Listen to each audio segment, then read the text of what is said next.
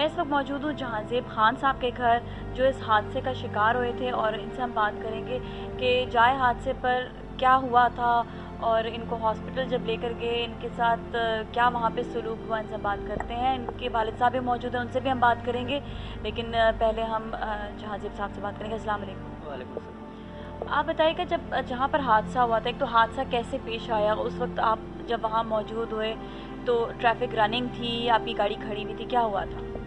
जब हम यहाँ से निकले शारा फैसल पे तो उस वक्त ट्रैफिक चल रही थी। जिस वक्त हम पहुँचे ये सिग्नल के पास, तो सिग्नल हम पे बंद हो गया था।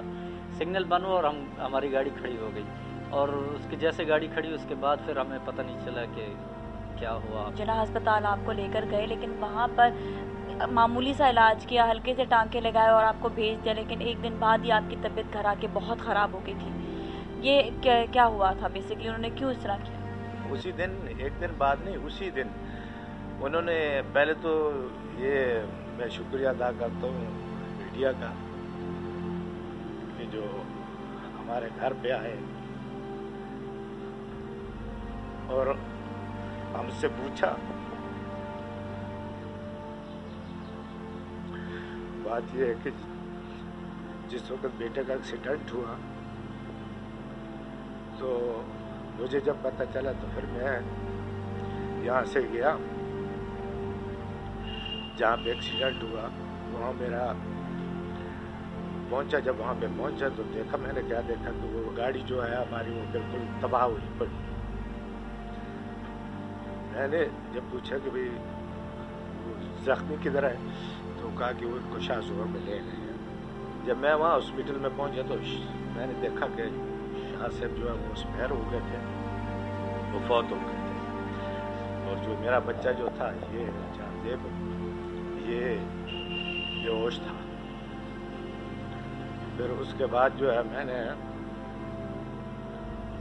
वहाँ मतलब खड़ा देख रहा था इनको।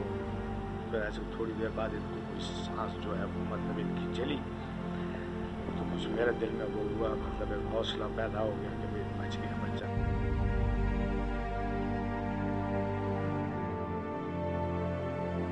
तो 1.5 घंटे के बाद डॉक्टर से पूछा, मैंने कहा इसका क्या अभी करूँ, इस बच्चे का क्या करूँ, ड्रिप तो होगी ख़त्म।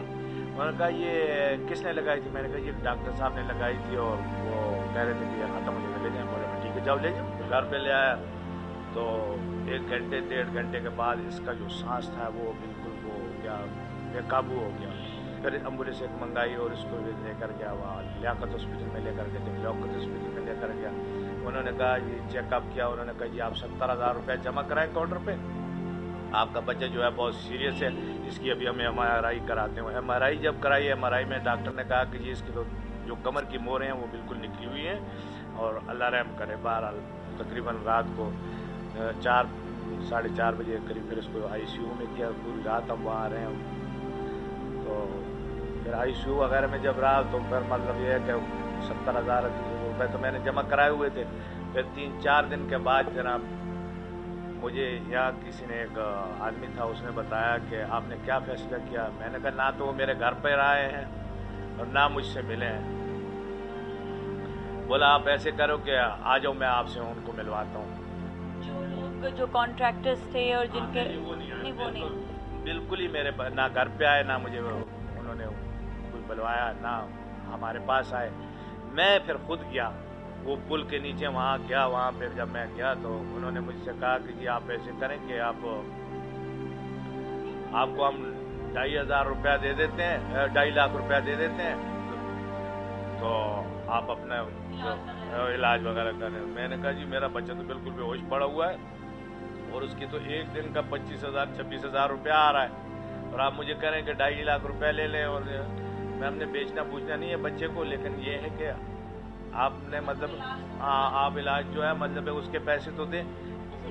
इसके खिलाफ केस भी हुआ, FIR भी दर्ज कराई, लेकिन कोई स्टेप नहीं लिया गया, आगे कोई बात नहीं की गई है इससे आगे बढ़कर।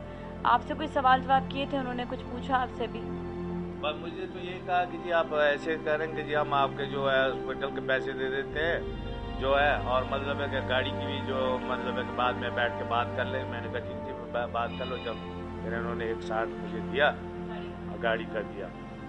तो बस हमने कहा चलो जो हो गया, अब क्या करें, तो वो ले लिया। बाकी उन्होंने हमारे पास ना आए ना हमारे साथ कोई खास वो किया। जहांज़ेब भाई, मैं आपसे पूछूं कि आपका रिश्ता अंसार ज़ैदी साहब के साथ कैसा था? आपको सुना है कि उनके साथ काफ़ी आना जाना था। जी हाँ, मेरा जो ताल्लुक़ था उनसे ऐसा था, यानी बच्चों जैसा था। जहाँ भी वो जाते, शाह साहब, ज़ैदी साहब जहाँ जाते वो मुझे जो ना यानी कॉल कर लेते थे। यानी एक ड्राइवर की हैसियत से नहीं था, एक बेटों की हैसियत से था। अच्छा, आपका इलाज अभी भी चल रहा है, अभी भी आपकी कमर बिल्कुल सीधी नहीं हो सकती है और आप में हमें भी काम भी नहीं कर रहे हैं। आपके कितने बच्चे हैं और अब घर किस तरह चलता है? कैसे, मतलब अभी काम नहीं हो रहा, आपके वालिद साहब पर भी बोझ है इस वक्त, सब पर काफ़ी ज़्यादा इस वक्त स्ट्रेस है। जी हाँ, वो ऐसा है कि अभी तो मैं चल फिर भी नहीं सकता और गाड़ी भी चला नहीं सकता। गाड़ी तो जो थी वो तबाह हो गई और हादसे में। और अभी मेरे 3 बच्चे हैं, 2 बच्चियाँ, हाँ जी, 2 बच्चियाँ, 1 बेटा है। और अभी ये है कि इलाज चल रहा है मेरा। और मोहरें, अभी जो कमर की मोहरें हैं वो यानी सही बैठी नहीं, जिसकी वजह से मुझे चलने में तकलीफ़। हाँ, और ये है कि बस फ़िलहाल तो बेरोज़गारी है, बैठे हुए भाई वगैरह जो है घर पे, उसी पे घर, हाँ, वो लोग कर रहे हैं।